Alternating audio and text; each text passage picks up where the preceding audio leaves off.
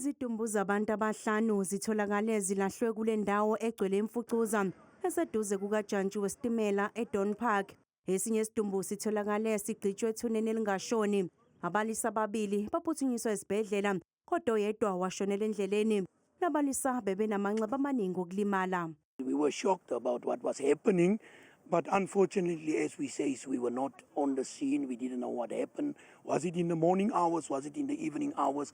But all what we know, they were dumped here, and what we know, we thought it was Zamas. We thought it was people, but it's people from around our area that was beaten to death. Izakhamuzi zithi ziningi izenzo zobugebengu eziqhubeka kule ndawo.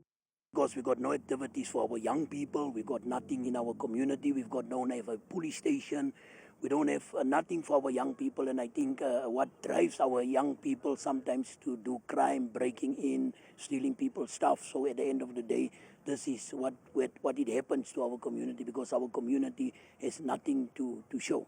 Iziphathimandla zinxuse izakhamuzi ukuba zingazibambeli umthetho.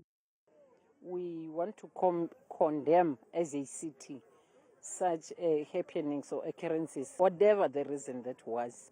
We don't condone that people be killed. We don't condone that people take the law unto themselves. Abekho abasaboshiwe uphenyo lusaqhubeka.